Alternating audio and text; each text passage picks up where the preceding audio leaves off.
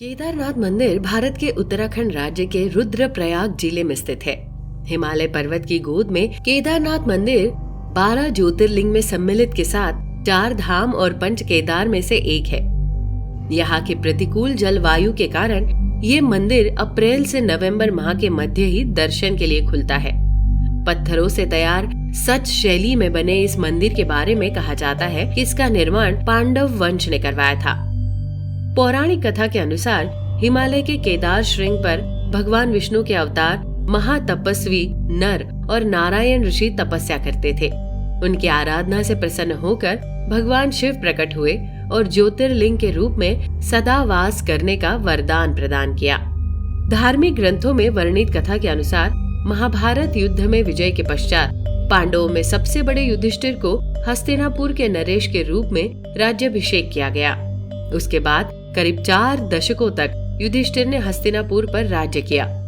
इसी दौरान एक दिन 5 पांडव भगवान श्री कृष्ण के साथ बैठकर महाभारत युद्ध की समीक्षा कर रहे थे। समीक्षा में पांडवों ने श्री कृष्ण से कहा, हे नारायण, हम सभी भाइयों पर ब्रह्म हत्या के साथ अपने बंधु बांधवों की हत्या का कलंक है, इसे कैसे दूर किया जाए। तब श्री कृष्ण ने पांडवों से कहा कि ये सच है कि युद्ध में भले ही जीत तुम्हारी हुई है, लेकिन तुम लोग अपने गुरु और बंधु बांधवों को मारने के कारण पाप के भागी बन गए हो।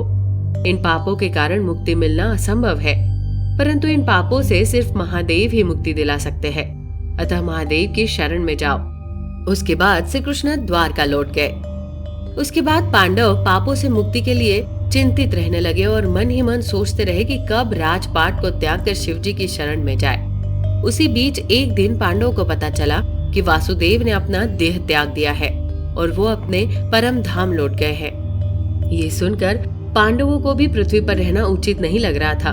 गुरु पितामह और सखा सभी तो युद्ध भूमि में ही पीछे छूट गए। माता, ज्येष्ठ पिता और काका विदुर भी वन गमन कर चुके थे। सदा के सहायक कृष्ण भी नहीं रहे थे। ऐसे में पांडवों ने राज्य परीक्षित को सौंप दिया और द्रौपदी समेत हस्तिनापुर छोड़कर शिव जी की तलाश में निकल पड़े। हस्तिनापुर से निकलने के बाद 5 भाई और द्रौपदी भगवान शिव के दर्शन के लिए पहले पांडव काशी पहुँचे। उसके बाद उन लोगों ने कई और जगहों पर भगवान शिव को खोजने का प्रयास किया। इस क्रम में 5 पांडव और द्रौपदी एक दिन शिव जी को खोजते हुए हिमालय तक आ चुके। यहाँ पर ही शिव जी ने इन लोगों को देखा तो वो छिप गए, परंतु यहाँ पर युधिष्ठिर ने भगवान शिव को छिपते हुए देख लिया। तब युधिष्ठिर ने भगवान शिव से कहा कि हे प्रभु, आप कितना भी छिप जाए, लेकिन हम आपके दर्शन किए बिना यहाँ से नहीं जाएंगे। और मैं ये भी जानता हूँ कि आप इसलिए छिप रहे हैं क्योंकि हमने पाप किया है। युधिष्ठिर के इतना कहने के बाद 5 पांडव आगे बढ़ने लगे। उसी समय एक बैल उन पर झपट पड़ा। ये देख भीम उससे लड़ने लगा। इसी बीच बैल ने अपना सिर चट्टानों के बीच छुपा लिया, जिसके बाद भीम उसकी पूंछ पकड़कर खींचने लगे तो बैल का धड़ सिर से अलग हो गया और उस बैल का धड़ शिवलिंग में बदल गया। और कुछ समय के बाद शिवलिंग से भगवान शिव प्रकट हुए और शिव जी ने पांडवों के पाप क्षमा कर दिए। आज भी इस घटना के प्रमाण केदारनाथ का शिवलिंग बैल के कुल्हे के रूप में मौजूद है। भगवान शिव को अपने सामने साक्षात देखकर पांडवों ने उन्हें प्रणाम किया और उसके बाद भगवान शिव ने पांडवों को स्वर्ग का मार्ग बतलाया और फिर अंतर ध्यान हो गए।